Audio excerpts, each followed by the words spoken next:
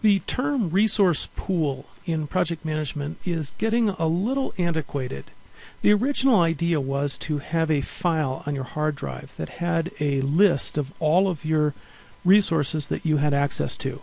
Now normally these were human resources, in other words a list of employees, but you could have other resources in there like tools or equipment or conference rooms that you had access to, but normally people use these for a list of all of the employees in their company.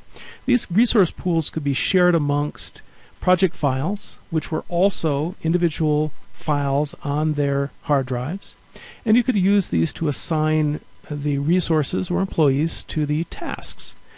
So that was the original purpose, but Standard Time has modernized and expanded upon that original notion. So let's take a look at how Standard Time handles resources. Let's go to the Tools menu, choose Users and Organization, and here you'll see a list of all of the employees in your company. These are broken down by work groups, so these work groups would represent the organizational chart in your company. Inside of each of these groups you'll see the actual end users, and so these are now available to assign to projects and tasks, just like the old resource pools. But you'll see that these are used for a lot of other purposes in Standard Time, so this is expanded upon that original notion. Let's look at projects for now. Let's go to Tools, Projects, click on a project, and you'll see when I click the ... button the exact same list that we saw before.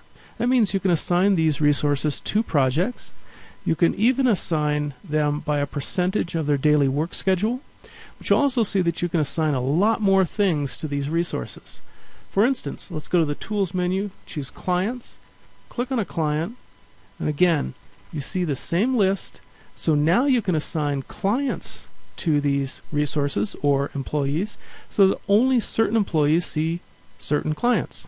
Same thing is true with things like categories, expense types, trips, holidays, meetings, all sorts of other things in Standard Time.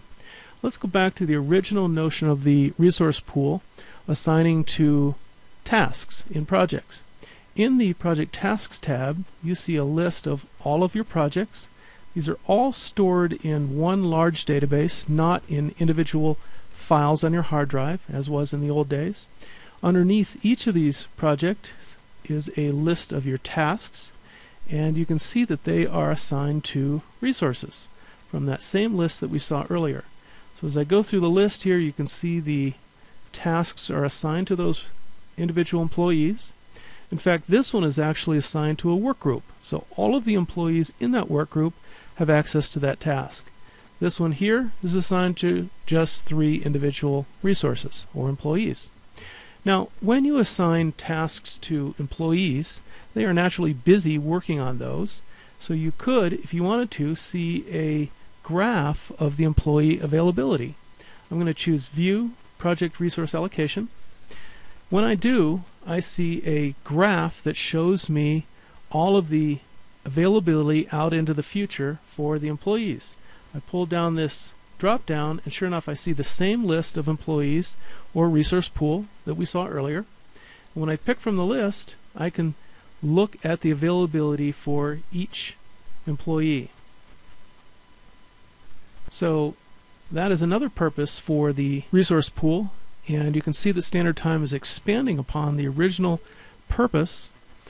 Turns out that if I'm an administrator, I can use that resource pool or employee list for another reason. If I'm looking at my timesheet here, I can actually go over to the left-hand side and click on employees on the list and begin to look at their timesheets. I can make updates and corrections as needed. When I click on the yellow X, I'm back looking at my own timesheet. And so you can see that Standard Time has expanded upon the original concept of the resource pool and modernized it, and so it is a core part of the Standard Time product.